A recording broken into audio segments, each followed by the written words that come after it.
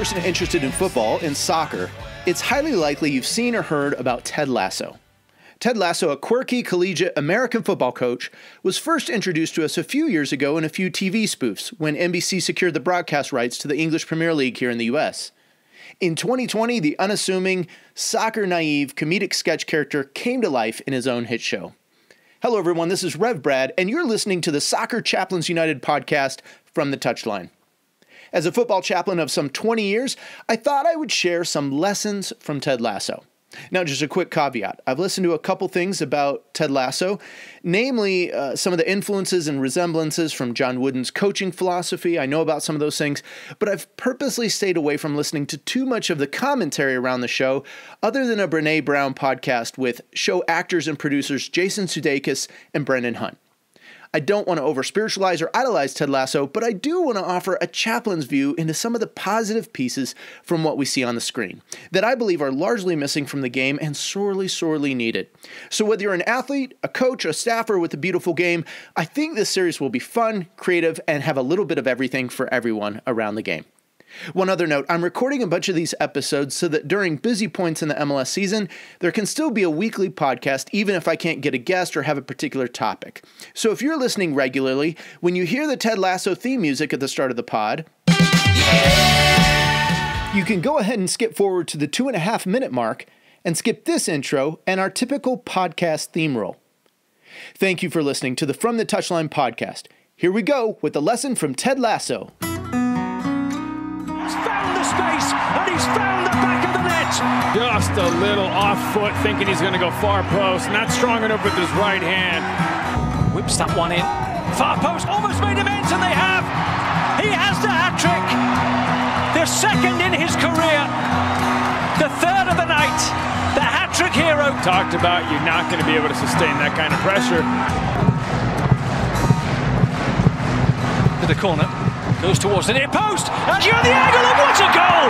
What a goal! As we near the end of episode 1, Coach Lasso makes an addition to the locker room decor. He takes out a hand-scribed placard, a roll of tape, and above the entryway to the manager's office, he puts this sign on the wall. The yellow-colored construction paper sign has one word: believe. Now, I've been a guest in several locker rooms throughout my time as a football chaplain. In my years with the Colorado Rapids, the team has played in American football stadiums like the Denver Broncos for home matches, as well as Dick's Sporting Goods Park, where they currently play. I've also been in several of the visiting locker rooms, not only at our home ground, but across the league in different times and moments when I've had the privilege to travel with the team. And certainly you can tell the difference between a visiting team locker room and a home locker room. There's difference like warmth and invitational feel or comfort. The home team locker room is much more open and spacious and well lit, while sometimes the visiting team gets relegated to a closet. Well, as we watch this scene with Coach Lasso unfold, it's interesting as an athlete's girlfriend walks in to retrieve a cell phone. Lasso tells her, "I was just making some adjustments to the locker room." Well, in truth, Lasso is adding more than a pithy placard to the room. As we'll see unfold throughout the season, Lasso is going to be making a lot of adjustments to the locker room, and not superficial motivational speech types of changes, but heart changes. I believe that this is one of the critical adjustments for so many of us. Whether we're in a locker room or a boardroom, whether we're an elite athlete or student athlete, whether we're in the stadium ground as a supporter or as a cleaner, there must come change to our belief, and on many different levels. Now, Coach Lasso's work with the team necessarily centers around helping the athletes change their beliefs in themselves and in their teammates, maybe in how they approach and live out life to a certain extent. And this sense of belief doesn't just stay in the locker room either. I think there's some belief change that needs to happen for the management, the support staff, for the supporters even who moan in the local pub at the team during an away match.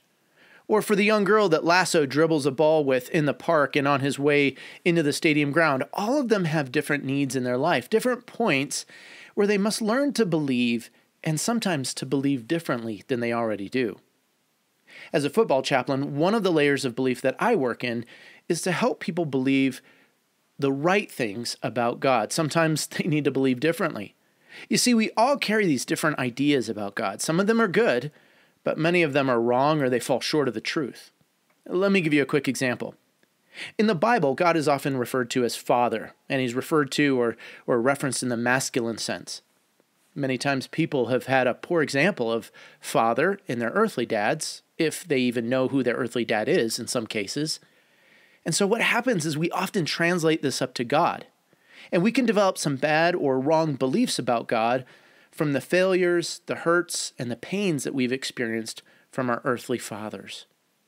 So understanding how God is Father, or even in some ways how he is Mother, is important for us in having right beliefs about God. This work of believing may have us feeling crooked at times, or feeling disoriented. Lasso quips with the young Keely when she points out the sign is hung awkwardly. Now here I was thinking it was the room that was all out of whack. Again, here I think Lasso's speaking a bit above Keely's head here. The truth is, the room is out of whack. The club, the organization, all of it needs some serious heart change. And maybe if Lasso gets enough of an opportunity, he can start to help people believe something differently. How about you? Where are you with your beliefs? Are they out of whack? Do you need to make some adjustments to the locker room of your life?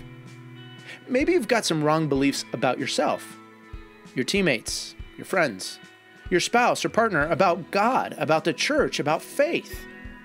Well, I encourage you, take a step back.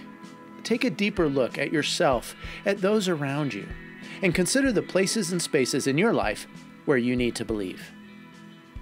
Well, thanks for listening to this lesson from Ted Lasso. This is Reb Brad coming to you from the touchline.